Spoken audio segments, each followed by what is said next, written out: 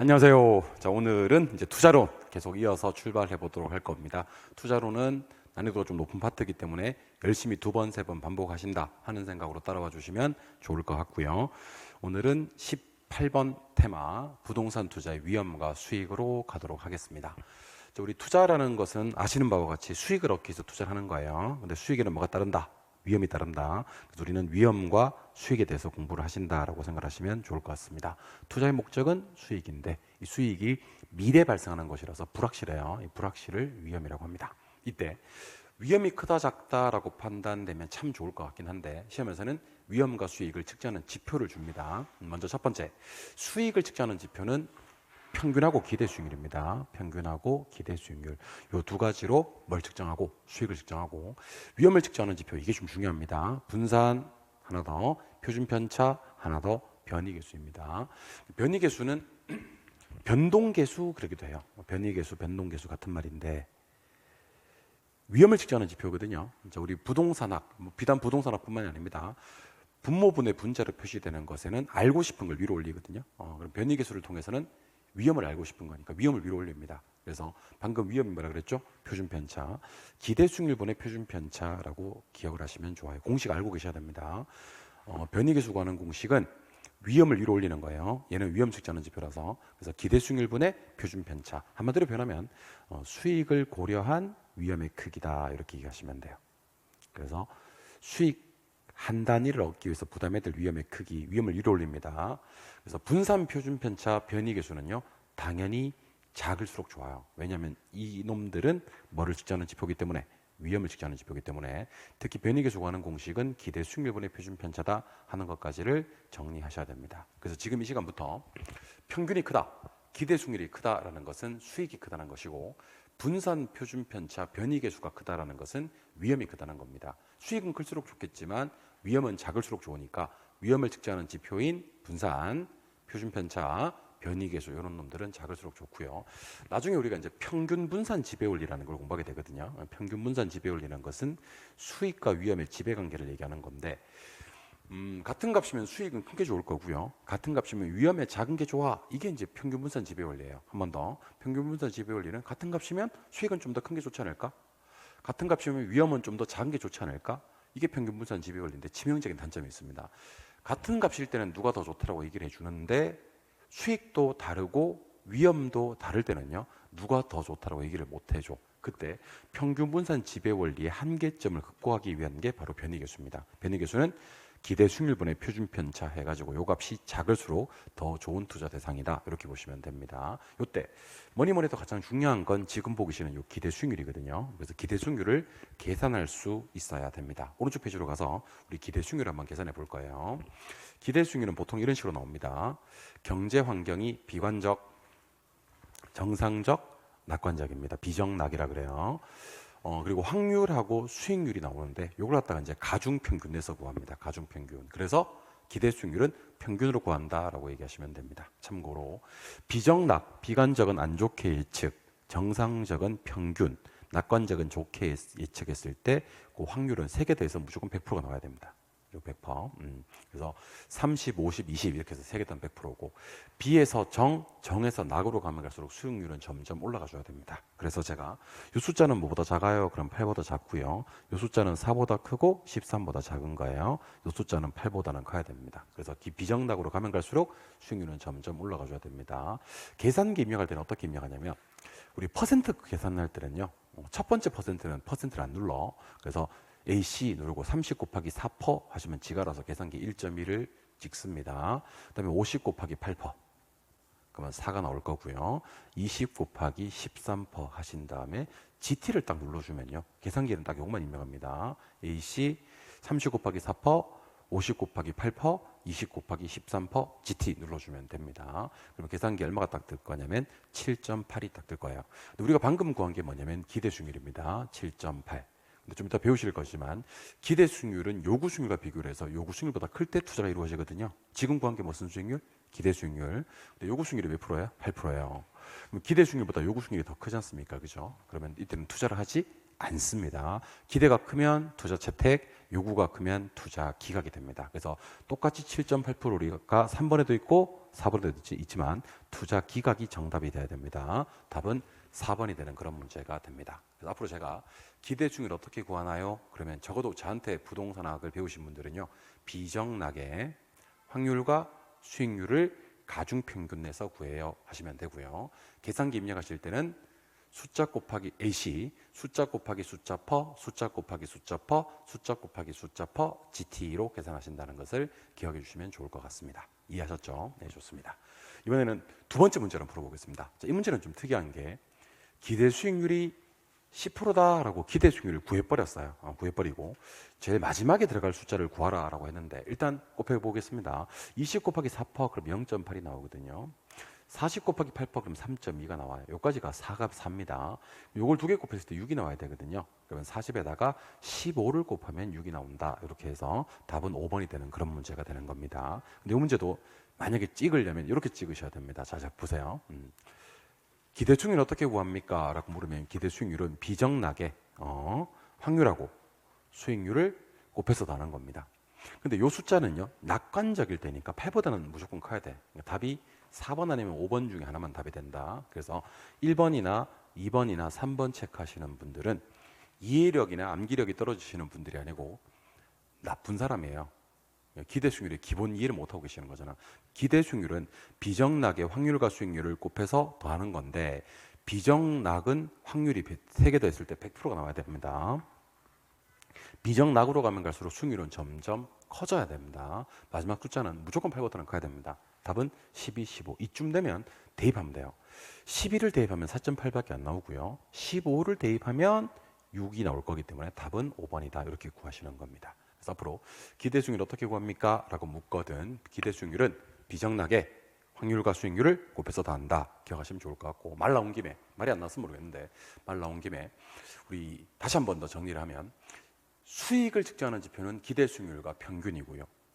위험을 측정하는 지표는 분산, 표준 편차, 변이계수. 변이계수는 이제 수익을 고려한 위험의 크기. 그러니까 공식은 기대 수익률분의 표준 편차고 위험을 위로 올린다. 작을수록 좋다. 이렇게 보시면 되는데 말 나온 김에 이거 한번 정리를 하도록 하겠습니다. 우리 부동산학에서 문제 풀다 보면 이렇게 뭐 땡땡 계수 이런 게 등장을 하는 경우가 있습니다. 땡땡 계수. 한 5개쯤을 기억하시면 좋을 것 같은데 일단 첫 번째는 우리 앞에서 배우셨던 입지계수라는 게 있습니다. 입지계수. 요거를 LQ라고 부르기도 하거든요. 공식은 이렇습니다. 전국의 전특, 지역의 전특 하신 다음에 요 값이 1보다 크면 기반산업, 작으면 비기반 산업을 나타내는 이 계수 이름은 입지계수 이렇게 하시는 겁니다. 그래서 전국의 전특, 지역의 전특 한 다음에 1보다 크면 기반 산업, 작으면 비기반 산업을 나타내는 이 계수 이름은 뭡니까? 그러면 입지계수 하시는 거고요. 두 번째는 허프의 확률 모형에서 공간 마찰계수라는 게 있어요. 공간 마찰계수 하셔도 되고 거리 마찰계수 하셔도 되는데 이 값은 어떻게 이해하시면 좋냐면 저항값으로 이해하시면 좋습니다. 저항값. 교통조건이 좀 이렇게 양호하거나 백화점에서 파는 전문품일 때는 저항을 많이 하지 않습니다. 공간 마찰계수 값이 작아집니다.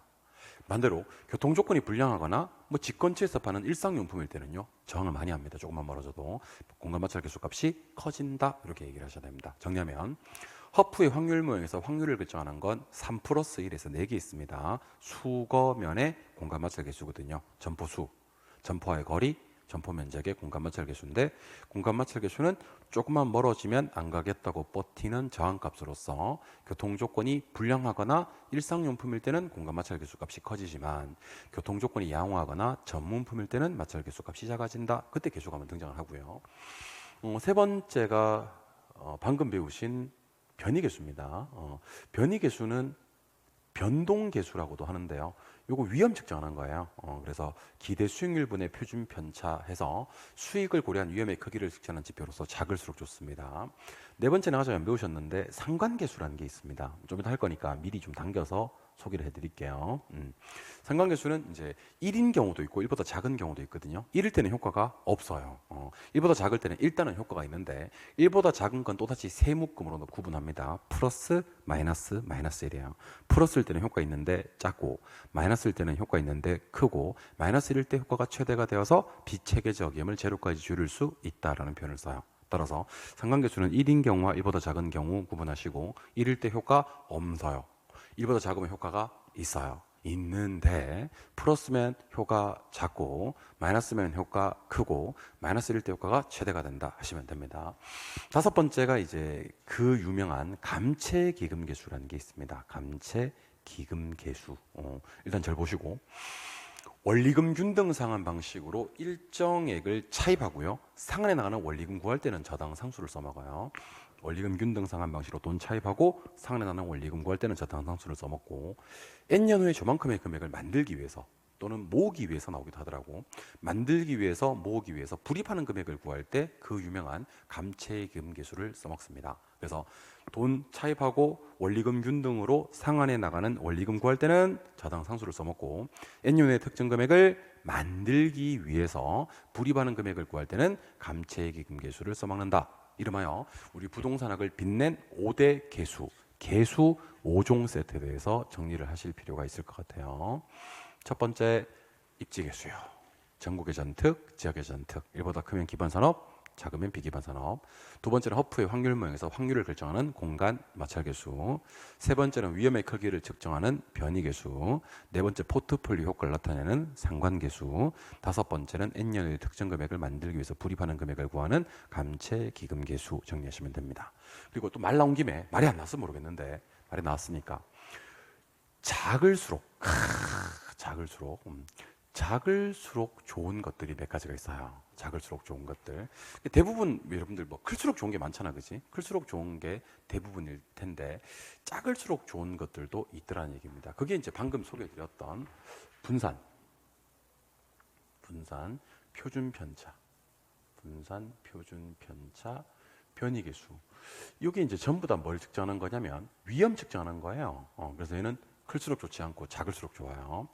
두 번째가 우리 PIR이라는 거 있거든요. PIR. 이게 이제 가구의 주택 지불 능력을 나타내는 지표로서 주택 가격을 가구의 연소득으로 나눈 값입니다. 한마디로 표현하면 주택 사는데 걸리는 기간 따지는 거예요. 한 번 더. 주택 사는데 걸리는 기간 따지는 거라고요. 주택 사는데 걸리는 기간은 길수록 좋아요, 짧을수록 좋아요? 그럼 당연히 짧을수록 좋겠지. 세 번째가 이제 우리 순소득 승수라는 거 있습니다. 순소득 승수. 순소득 승수를 같은 말로 뭐라 부르냐면 그 자본회수 기간이라고 불러요. 순소득 승수를 자본회수 기간. 줄여서 우리는 이것을 순자 이렇게 암기할 거거든요. 그럼 순소득 승수 자본회수 기간은 당연히 짧을수록 좋습니다. 원래 승수 자체가 작을수록 좋고요. 가장 대표하는 승수 순소득 승수 자본회수 기간은 짧을수록 또는 작을수록 좋다라고 기억을 해주시면 좋을 것 같습니다. 무슨 말 이해하셨죠? 그러니까 돈을 투자하고 회수하는 데 걸리는 기간을 따지는 것을 순소득 승수 자본회수 기간 이렇게 얘기를 하는 겁니다. 네 번째는 아까도 한번 했었는데 상관계수라는 게 있습니다. 상관계수. 그러니까 1인 경우가 있고 1보다 작은 경우가 있는데 1보다 작을 때는 또다시 플러스 마이너스 1이 있거든요. 마이너스 1에 가까울수록 포트폴리오가 가장 커지거든요. 상관계수도 작을수록 좋습니다. 다섯 번째가 마지막 이제 채무불이익률이라고 있어요. 채무불이익률은 공식이 유효 총소득분의 영업경비 플러스 부채 서비스액인데 불이익률입니다. 이게 채무를 이행하는 율이 아니란 말이야. 불이익률.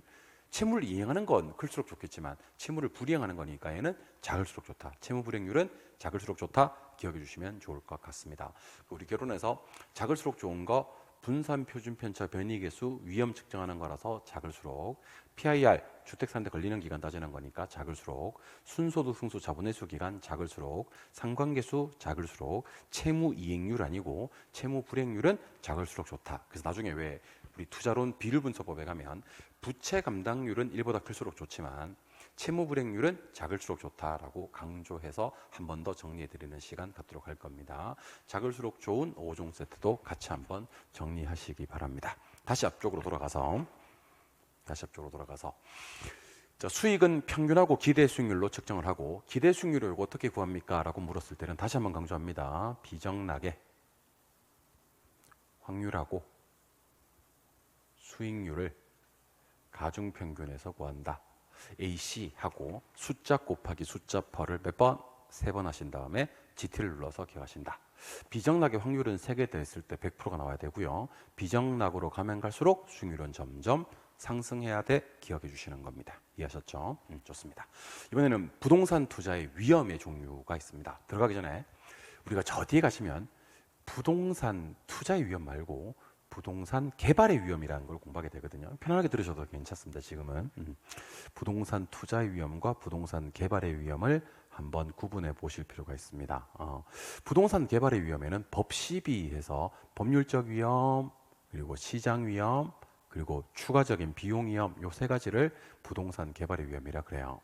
그래서 법률적 위험은 나중에 공법적 위험, 이 토지 이용 규제 같은 공법적 위험도 있고 소유권 관계 같은 사법적 위험도 있으며, 법률적 위험을 줄이기 위해서는 이미 이용 계획이 확정된 토지를 구입해야 됩니다. 이런 얘기를 할 거고요. 두 번째가 시장 위험인데, 시장 위험 줄이기 위해서는 연구를 좀 합니다. 시장 연구, 수요 몇 개, 공급 몇 개 따지는 겁니다. 매매될지 안 될지 따지는 시장성 연구. 보다 구체적으로 지난 1년 동안 시장에 공급된 부동산이 얼마만큼 소비되는지를 따지는 흡수율 분석을 하게 됩니다. 비용 위험은 추가적인 비용을 얘기하기 때문에 최대 가격 보증 계약 같은 걸 맺어서 비용 위험을 줄이기도 합니다. 이거는 부동산 투자 아니고 뭐요? 개발의 위험. 지금부터 보실 것은 부동산 투자의 위험인데, 부동산 투자의 위험은 5가지 위험이 있습니다. 사금법인유 하시면 됩니다. 사금법인유, 사금법인유 5가지가 부동산 투자의 위험입니다. 사업상의 위험은 또다시 종류가 3가지로 나뉘어집니다. 수요 몇 개, 공급 몇 개 따지는, 또는 시장 상황 따지는 시장 위험, 근로자 파업, 영업 경비 변동 같은 것들은 운영 위험, 주변 환경이 변화해서 내 부동산의 상대적 위치가 변하는 것을 위치적 위험이라고 합니다. 그래서 문제 풀다가 시장 위험, 운영 위험, 위치적 위험이 딱 뜨면 이거는 사업상 위험에 속한다. 암기하실 때는 사업할 때는 사람들이 찾기 쉬운 위치에 있어야 되지 않겠어? 이렇게 암기하시기 바랍니다. 사업할 때 쉬운 위치, 사업할 때 쉬운 위치, 이렇게 하시면 됩니다. 금융적 위험은 요 부채를 잘못 썼을 때 하게 되는 위험입니다. 그래서 암기하실 때는 부금 이렇게 얘기하시면 됩니다. 청약 부금의 부금, 부채 썼을 때 하게 되는 위험, 금융적 위험. 우리 지난 지렛대효과 공부할 때 부채 쓰면 위험은 무조건 증가된다 그랬죠? 그때 위험을 금융적 위험이라 그래요. 정부 정책 또는 규제가 변하는 위험을 법적 위험이라고 하고, 인플레가 발생하면요, 화폐 가치가 떨어지거든. 따라서 대출자들은 중요합니다. 이거 변동 이자율을 선호합니다. 대출자는 은행을 얘기하는 겁니다. 차입자들은 돈 빌리는 사람들인데 고정 이자율을 선호해요. 인플레이션이 예상될 때는요, 다른 건 다 집어치우고 차입자들은 무슨 이자를 선호하고 대출 기관들은 무슨 이자를 선호하는지가 핵심이 됩니다. 차입자는 고정 이자율을 선호하고 금리 안 바뀌기를 바라고요. 대출자들은 빨리빨리 이자율을 변동시켜서 추가적으로 이자를 더 받고 싶어한다. 변동 이자율. 암기하실 때는 차고 대변으로 암기하시면 됩니다. 차고 대변. 인플레이션이 예상될 때 인플레를 묻는 건 아니고요. 부동산 투자에서 인플레가 예상될 때 대출 기관들은 어떤 이자를 선호합니까? 이게 시험에 나오는 거예요. 차입자들은 어떤 이자를 선호합니까? 이렇게. 그래서 암기할 때는 누가 남의 어디에다가 차고에다가 대변 써놨다, 이렇게 암기하시는 겁니다. 뭐에? 차고 뭐요? 대변. 똥 쌌다고 똥. 차고 대변, 차고 대변, 이렇게 이해하시면 됩니다. 누가 남의 거라지 차고 앞에다가 똥 대변 써놨습니다. 차고 대변, 차고 대변. 바로 나와야 됩니다. 인플레이션 예상될 때 차입자들이 선호하는 금리는요, 그러면 고정금리. 대출 기관들이 선호하는 금리는요, 그럼 변동금리. 유동성 위험은 현금화입니다. 현금화. 부동산은 현금화하기가 쉬워요, 어려워요? 어려워요. 즉 황금성이 떨어집니다. 원하는 시기에 처분해서 쉽게 현금화하기가 곤란한데 이것을 무슨 위험이라고 합니까? 라고 묻는다면 이게 이제 유동성 위험이 되는 겁니다. 그래서 여러분들 부동산 투자의 위험을 공부하심에 있어서는요, 사금법인유가 머릿속에 계속 왔다 갔다 하고 있으면서 제가 어떤 단어를 딱 던졌을 때 멈춤해야 됩니다. 자, 부채 잘못 썼을 때는요, 그러면 사금법인유 중에서 금융적 위험. 정책이 변했을 때는요, 그러면 사금법인유 중에서 법적 위험. 쉬운 위치, 시장 위험, 운영 위험, 위치적 위험을 합쳐서 사업상 위험. 그다음에 현금화하기가 어려워요. 유동성 위험. 그다음에 차입자들은요, 고정이자율, 대출자들은요, 변동이자율. 그렇게 나온 다음에 인플레 위험, 이렇게 이해하시면 되는 겁니다. 이해하셨죠? 정리하시고 이번에는 총위험에 대해서 간단하게 살펴보도록 할 거예요. 자, 총위험은 2가지 위험의 합입니다. 체계적 위험과 비체계적 위험의 합이에요. 그래서 사금법인유보다 압도적으로 더 중요한 위험이 총위험입니다. 총위험은 체계적 위험과 비체계적 위험의 합인데, 옛날에는 피할 수 있는 거냐 피할 수 없는 거냐 이것만 물었었는데, 최근 출제 경향에 따르면요, 예시까지 다 하셔야 됩니다. 예시. 체계적 위험의 예시는 인플레이션, 이자율, 경기 변동처럼 모든 부동산에 영향을 미쳐요. 그래서 포트폴리오를 아무리 잘 짜도 제거가 불가능한 피할 수 없는 위험을 체계적 위험이라고 합니다. 그에 반해서 비체계적 위험은 근로자의 파업, 영업 경비의 변동, 법적 소송 문제 등 특정 개별 기업에만 영향을 미치기 때문에 분산 투자 포트폴리오를 통해서 얼마든지 제거가 가능한 위험을 우리는 비체계적 위험이라고 합니다. 그들을 피할 수 있는 위험이라 그래요. 나중에 뒤에 가시면 상관계수라는 걸 공부하게 될 건데 상관계수가 마이너스 1인 경우는요. 방금 소개해드렸던 요 무슨 위험을 비체계적 위험을 제로까지 줄일 수도 있습니다. 근데 그때도 체계적 위험은 전혀 제거되지 않습니다. 그래서 제가 하고 싶은 얘기는 자, 비체계적 위험은 줄어요? 그러면 네, 줄어요. 제로까지 만드는 것도 가능해요? 그러면 당연히 쌉 가능해요. 상관계수가 마이너스 1이면. 근데 총위험은 줄긴 줄어요? 그러면 줄긴 줄어요. 비체계적 위험 주는 만큼 총위험이 줄어요. 근데 제로까지 만드는 것은 불가능합니다. 이유가 체계적 위험이 줄지도 않고 제로까지 만드는 것 둘 다 안 되거든요. 그래서 줄일 수도 있고 제로까지도 만들 수 있는 위험은요. 그러면 비체계적 위험. 줄일 수는 있지만 제로까지는 못 만드는 건 그러면 총위험. 줄이는 거, 제로로 만드는 거 둘 다 불가능한 위험은 체계적 위험 이렇게 이해하시면 될 것 같습니다. 여기까지가 위험. 그럼 지금부터는 수익을 좀 봐야 될 것 같습니다. 수익은 원래 세 가지가 있긴 합니다. 이걸 하고 갈까요? 예, 자, 제가 만약에 기대 수익률이라는 게 있고요. 요구 수익률이 있는데 이 두 가지를 갖다 우리는 사전적 수익률이라 그래요. 투자하기 전에도 알 수 있는 수익률. 그런데 실현 수익률은 반드시 투자를 하고 난 사후에 알 수 있는 수익률이라 그래요. 사후적 수익률이라고 합니다. 그래서 실현 수익률은 투자 판단의 기준으로 쓰지 않습니다. 사실은 쓰지 않는 것이 아니라 쓸 수 없는 거예요. 실현 수익률을 알 수가 없기 때문에 기대 수익률 요 놈은 예상 수익률이면서 내부 수익률이라 그래요. 이건 할인연금 수지 분석법에 가면 내부 수익률이라 그래요. 요구 수익률은요 최소 수익률이면서 우리는 이것을 기회비용이라고 합니다. 그래서 우리 앞에서 좀 정리했었던 건데 우리 부동산학에서 최소가 뜨면 딱 두 개 중에 하나예요. 최소한 벌어들이는 수입이요 그러면 전용 수입을 얘기하는 거고요. 최소한 보장되어야 되는 수익률이요 그러면 이 수익률은 요구 수익률을 의미합니다. 그래서 최소한 벌어들이는 수입, 전용 수입, 최소한 보장돼야 될 수익률, 요구 수익률, 전용 수익과 요구 수익률로 나누어서 기억하시면 좋을 것 같습니다. 최소 수익률의 기회비용이 되는 수익률이 요구 수익률이 됩니다. 근데 기대 수익률 요는 어떻게 구하는지 말씀드렸잖아요. 비정락에 확률하고 수익률을 가중평균치에서 구한다라고 했던 거 기억나시죠? 근데 요구 수익률은요 무조건 더하기예요. 무이업률도 더하고 위험 할증률도 더하고 인플레이션도 더하고 그래요. 그래서 무이업률 이놈이 시간에 대한 대가 수익이 확실한 경우에 시간만 떼우면 얻어지는 수익인데 일반 시중 금리 같은 거예요. 국채나 정기예금 금리. 위험 할증률은 위험에 대한 대가입니다. 그래서 요구 수익률은 무조건 더하기밖에 없어요. 무이업률 나오면 플러스, 위험 할증률 나오면 플러스, 인플레 나와도 플러스. 특히 위험이 커지면 요구 수익이 커지거든요. 이유가 위험이 커지면 위험 할증률이 커져요. 그래서 요구 수익이 커집니다. 그래서 위험과 수익의 같은 관계를 위험과 수익의 상쇄 관계다 또는 뭐 비례 관계다 이렇게 얘기를 합니다.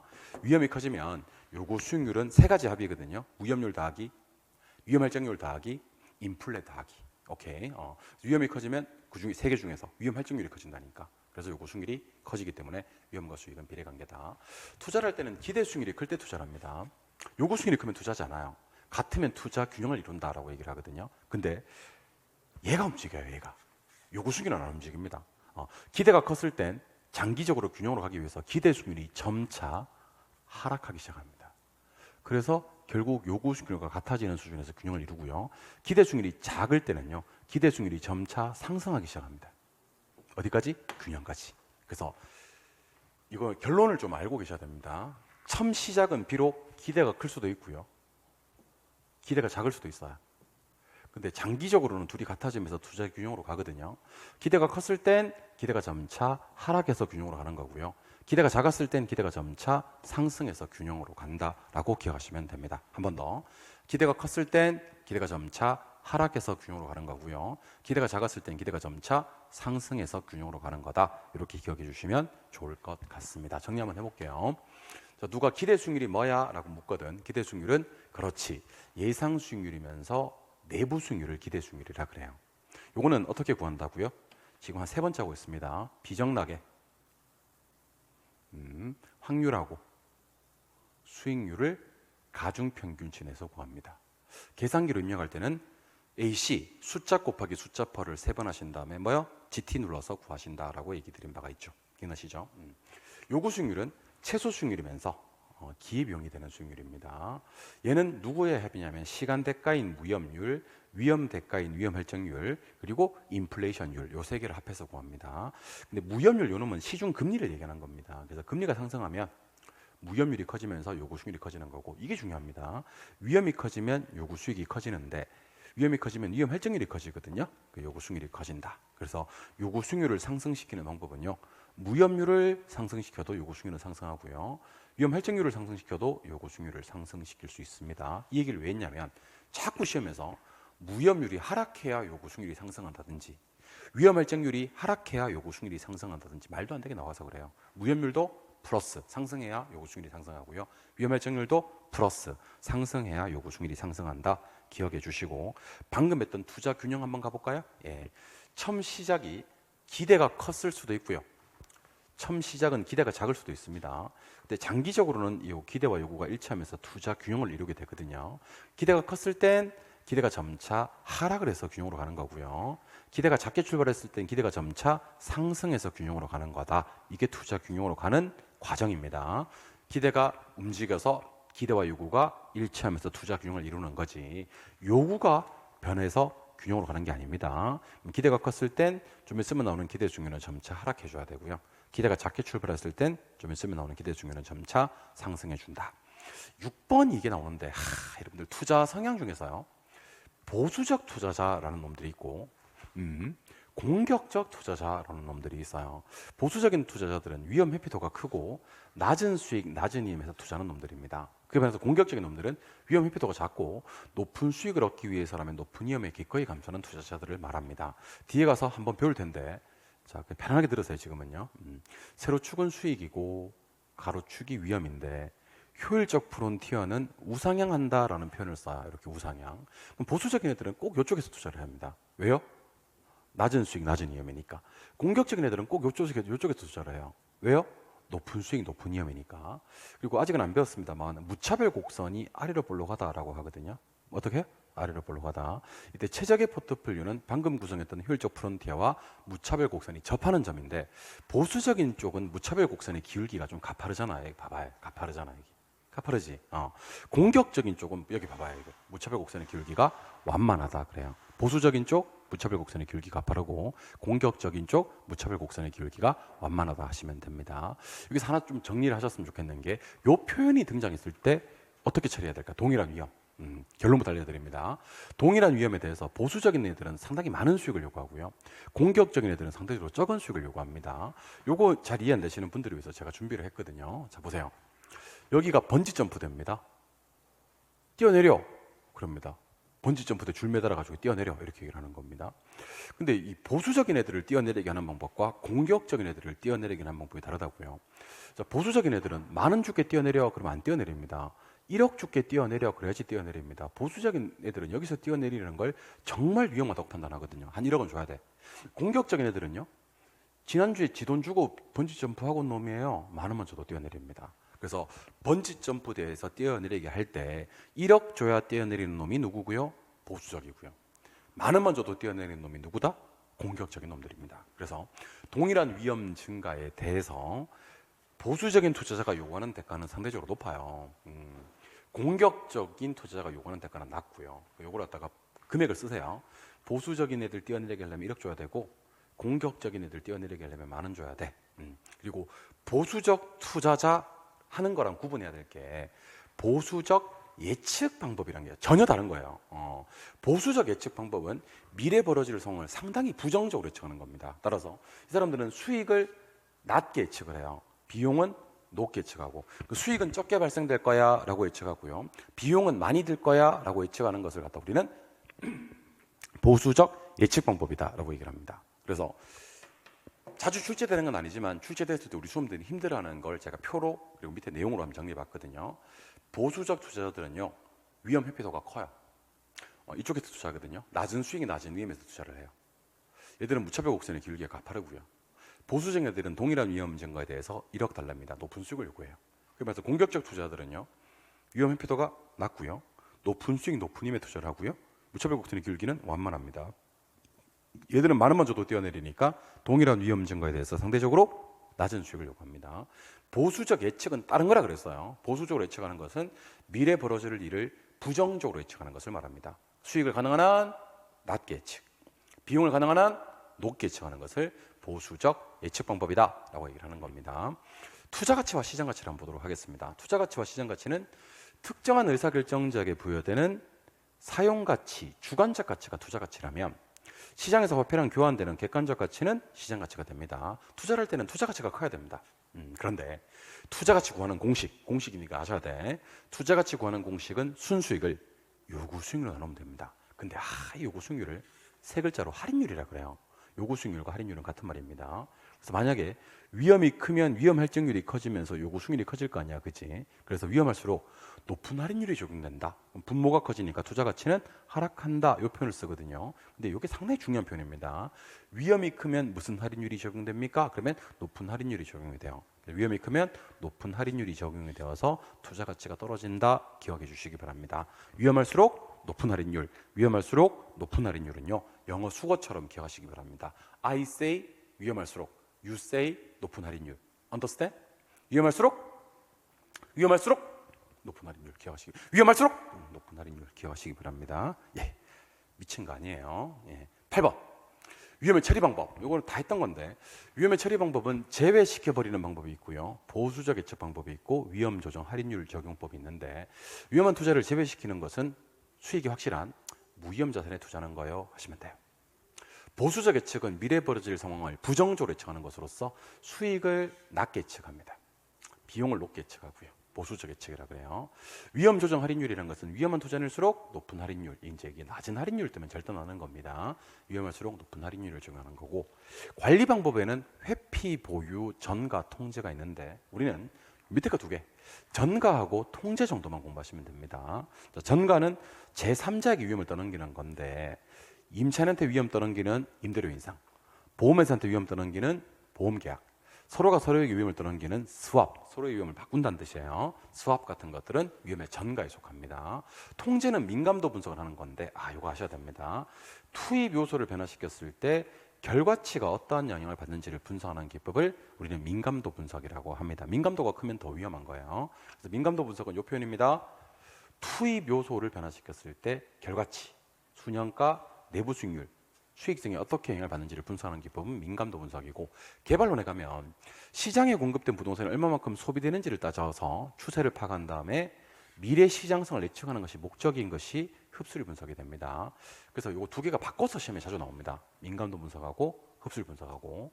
그래서 투입 요소 변화시켰을 때 결과치가 어떠한 영향을 받는지를 분석하는 건 민감도 분석이고, 시장에 공급된 부동산이 얼마만큼 소비되는지를 판단해서 추세를 파악하고 미래 시장성을 예측하는 것이 목적인 분석이 흡수율 분석입니다. 안 틀리게 만들어 드릴게요. 자, 소비가 잘 되는 경우가 있고 안 되는 경우가 있거든요. 소비되는 건 흡수율이라 그래요. 그럼 소비 안 되고 남아 있을 수 있잖아, 그지? 그거는 공실률이라 그래요. 그러니까 흡수율은 반대말이 있는 거예요. 흡수 안 되고 남은 공실률, 이렇게. 근데 민감도 분석은 반대말이 따로 없어요. 투입 요소 변화시켰을 때 결과치가 어떠한 영향을 받는지를 분석하는 건 민감도 분석. 소비되면 흡수율, 소비 안 되면 공실률처럼 흡수율은 반대말이 있는 거고요. 그래서 투입 요소 결과치는 민감도, 그다음에 시장에 공급된 부동산이 소비돼 안 돼 따지는 것은 흡수율, 이렇게 구분하셔서 정리하시기 바라고, 혹시 소비되는지 안 되는지 따지는 게 민감도고, 투입 요소 변화되었을 때 결과치가 어떠한 영향을 받는지를 분석하는 기법을 민감도 분석이다, 흡수율 분석이다, 그럼 또 X가 되는 겁니다. 아시겠죠? 두 개를 바꿔서 낸다는 뜻이야. 그럼 X가 되는 겁니다. 구분하여 정리하시기 바랍니다. 18번 테마가 좀 어려울 것 같아도요, 시험 이제 내용 정리만 잘하면 문제풀이는 크게 어렵지 않은 파트입니다. 19번 테마가 이제 포트폴리오 이론인데, 포트폴리오 이론은 다음 영상에서 뵙도록 하겠습니다. 오늘도 고생 많이 하셨고요. 18번 영상, 특히 위험과 수익의 측정 지표, 부동산 투자 위험의 사금법인류, 총위험, 체계적 위험, 비체계적 위험의 구분, 마지막 수익에 대해서는 기대 수익과 요구 수익 둘 다 계산할 수 있어야 되고요. 그다음에 위험의 처리 방법, 위험의 관리 방법까지도 깔끔하게 정리하실 필요가 있는 파트가 18번 테마입니다. 저는 19번 포트폴리오 테마에서 다시 뵙는 시간 갖도록 하겠습니다. 수업 들어주시느라고 대단히 고생 많이 하셨고 저는 다음 영상에서 만나요. 안녕.